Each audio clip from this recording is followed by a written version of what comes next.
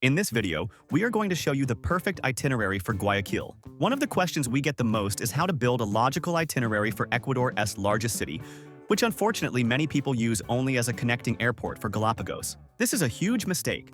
Guayaquil has undergone an incredible urban regeneration, has seafood gastronomy that is the best in the country, and parks where nature coexists with the big city in a unique way. To see the absolute basics, just the Malecon and the iguanas, you need a day and a half. But to take it easy, eat the famous red crab, visit the historical park, and enjoy the nightlife by the river, we recommend at least 3 days. That is why we prepared a super complete 3-day itinerary with the best of Guayaquil, so you do not waste time. So let us get started. What is the best time to visit Guayaquil? The city is hot and humid all year round, prepare to sweat. But there are 2 seasons. The rainy season runs from January to April. It is when the heat is unbearable and it rains heavily, which hinders walking. The dry season runs from May to December. This is the best time. The days are sunny, but there is a fresh breeze from the Guayas River that makes the weather very pleasant for strolling, especially from July to October. And how many days to stay in Guayaquil? The city is big, but tourist attractions are concentrated. The #1 mistake is staying far from safe areas. The bare minimum we recommend is 2 full days, but the ideal is 3 days to include the gastronomic experience calmly. Now let us get to the day by day. Day 1. The river and the city, US origin. Arrive at Jose Joaquin de Olmedo Airport. It is inside the city, very close to everything. Take an Uber to the hotel, never a street taxi. Start with Malecon 2000. It is a closed and safe boardwalk of 1.5 miles on the riverbank. Start from the south side at the Crystal Palace and walk north. Stop at the Hemiciclo de la Rotonda, the monument marking the historical meeting between Simón Bolívar and San Martín. At the end of the Malecon, you reach the Las Peñas neighborhood. It is the place where the city was born. The houses are colorful and made of wood. Prepare your legs and climb the 444 numbered steps of Cerro Santa Ana. On the way up, there are several bars and art galleries to rest. At the top, there is a lighthouse and a chapel. The 360-degree view of the city at sunset is mandatory. Go down and have dinner right there in Las Peñas, or in the modern area of Puerto Santa Ana. Staying in a good region will make your trip much safer. The strategy in Guayaquil is safety above all. The first option, and our favorite, is Puerto Santa Ana. It is a revitalized region full of modern buildings, luxury hotels like the Wyndham, and boardwalks with 24-hour private security. It is expensive but worth it for the peace of mind. The second option is the center, but only in the large hotels near the Iguana Park, such as Oro Verde or Unipark. They are islands of safety and comfort. Avoid small hotels and commercial streets downtown,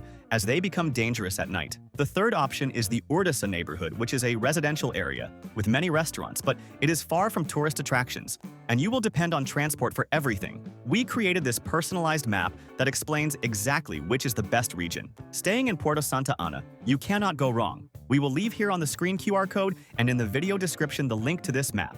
We created them on the hotel site we always use, as it always has the best prices and free cancellation. And remembering that in this link below, we always organize everything you need to set up your entire trip for the lowest price. The sites we use to build our trips, and that have everything much cheaper, such as international eSIM cell phone chip, to have internet and call Uber, safely travel insurance with discount tickets for tours, good and cheap hotels we have already stayed at, and the global account. Save this page in your favorites. Day 2. Iguanas and living history. Start the day at Seminario Park, known worldwide as the Iguana Park. It is in front of the Metropolitan Cathedral. It is surreal to see dozens of 3-foot-long iguanas walking free among pigeons and people. They are docile, but do not try to touch them. Enter the cathedral, which is beautiful and has impressive stained glass windows. For lunch, take an Uber to the Guayaquil Historical Park, which is in the neighboring municipality of San Borondon. It is very close. The historical park is free and incredible.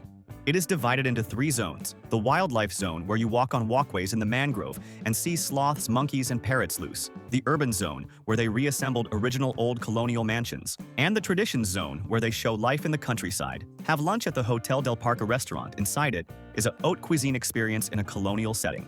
Day 3. Cocoa and crab. Guayaquil is the capital of cocoa.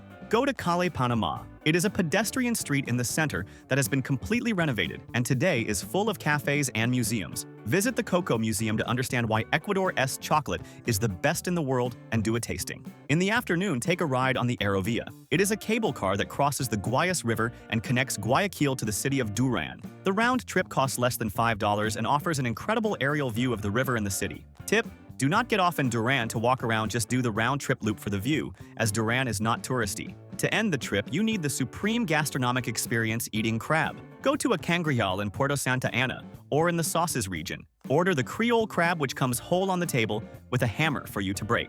It is a delicious mess. An important tip is to plan your schedule because of the heat. The midday sun in Guayaquil is very strong. Leave walking on the Malecon and climbing Cerro Santa Ana for after 4 p.m. when the river breeze starts to blow. Now let us talk about transportation. How to get around Guayaquil. To arrive, you fly to Jose Joaquin de Olmedo Airport GYE. To get around the city, the golden rule is use only Uber or Cabify. Never take a yellow taxi on the street, especially at night. Public transport Metrovia is cheap but very crowded and hot.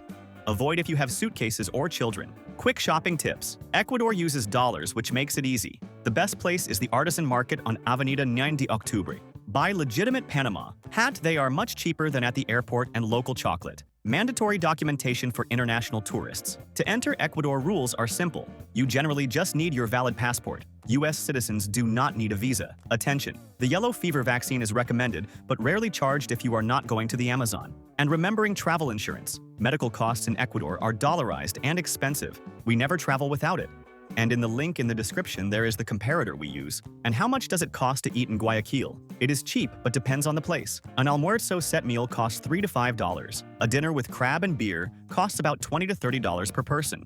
Try encibolado, a fish soup with onion and yucca, which is the city's official breakfast. And what to do at night. The Puerto Santa Ana region is the safest and liveliest, with bars and restaurants on the riverbank. The Las Peñas neighborhood also has bars on the stairs, but the climb is tiring, and if you are traveling with kids. The historical park is mandatory.